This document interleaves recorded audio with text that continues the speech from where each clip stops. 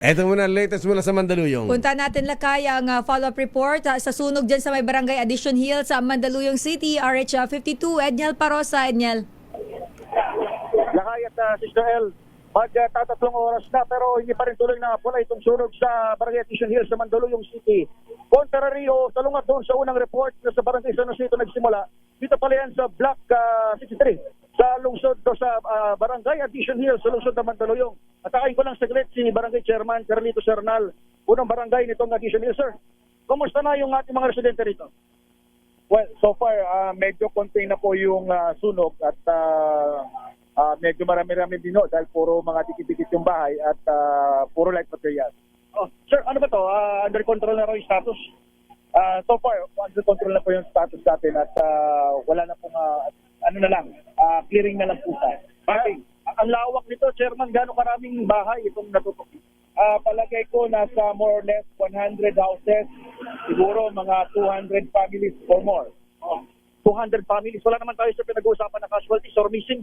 Dami nito. Meron lang kaninang isang community na napaso o nasunog yung kayang daliri, pero inayos naman at ng aming mga part to rescue.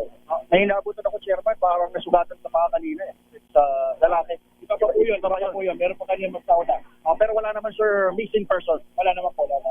Sir, saan dadaling itong 200 families more or less? Meron po kaming permanent evacuation center na pinatayo ng aming local government sa Mandaluyong. Doon po sila lahat ilalagay from ground floor to fifth floor. So, kanya-kanya po silang modular tent para doon sa kanilang matitirahin. Wala pang summer. Yan pa. May sunog na ganito kalaki. Edniel. Yung cost or hindi pa established? Well, hindi pa ho established dahil galing sa looban yung sunog. So, wala pa po kami nakakausap sa residents. So, hindi pa ho namin alam po anong pinagsulan ng sila. Ano, sir, ang magagawa natin moving forward dahil medyo malaki itong apoy na ito?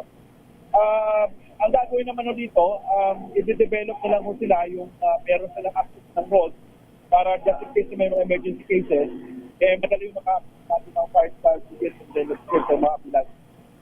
Lakay si Kapitan Edniel. ng Addition Hills. Edniel, pang ilang sunog na itong sunog dyan sa Addition Hills? Ayun, halos taon-taon nasusunog dyan yung lugar na yan. Mga pang-ilan ng medyo madalas. Noong December 27, meron pong nangyari sunog sa may Block 36 Extension. And last July 5, 2025, sa may Block 27 and 29. So, yung magkasunod na taon, halos tatlong taon sa susunod daw kami. Bakit kaya pa na ang halos sa sunod-sunod ang sunog dyan, Chairman Sernal, sir? Bakit daw, sir, parang sunod-sunod ang sunog? Well, siguro dahil hindi sa mga sa kapabayan na rin ng aming mga kabarangay dahil kahit naman kami sa barangay sa LGU, madalas po ang aming pong pagbibigay ng paalala, nagkakaroon kami ng mga talk sa mga bawat area na mag-ingat dahil lalo higit puro light materials ng aming pong lugar. Kaya lang, meron tayong ibang mga kababayan na nagsadyang hindi nag-ingat na nagiging dahilan para magkaberya po pati mga kapitbahay po nila. Ayan. Okay, Chairman. Maraming salamat. Magandang umaga po sa inyo.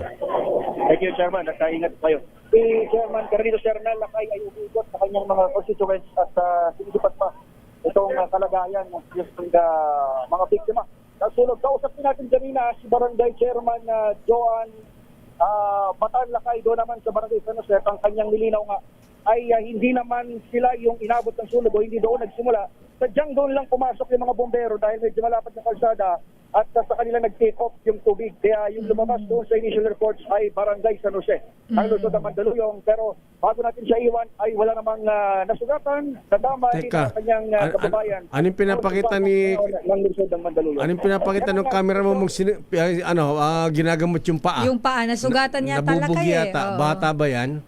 Lakay at Sister Let, yung sinasabi ni Barangay Chairman Sernal, ito yung pangalawang injured person. Yung isa kasi na paso yung kamay, ito naman pangalawa lalaki lakay, umakyat siya, Sister L, doon sa isa siya doon sa mga kalalakihan, nakikita niyo din sa ating video. Doon sa tuktok ng mga bubong at tinutulungan niya ating fire volunteers at pamatay sunog na sipatin at apulahin yung apoy. Ang problema kasi rito lang kaya at Sister L, mga bandang 6 o alas 7 ng umaga rather, medyo naubos yung tubig ng mga initial na responding truck.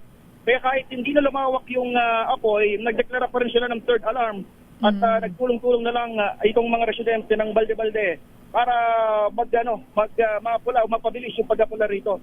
At ito nga yung isa sa ating mga volunteer, inasugatan siya pa. Malibang doon sa dalawang binabanggit natin na injured, so far ay wala namang casualty or missing. Dahil nga binabanggit po ng barangay Carlito Sernal. Okay. Okay nga, Rud. Wala rito sa lungsod ng Mandaluyong. Ngayon ay under control na itong sunog din sa Barangay Edition Hills. Ako pa rin sa Edniel Parrosa, na DZRH. Una sa Pilipinas, una sa Pilipino. Damdamin.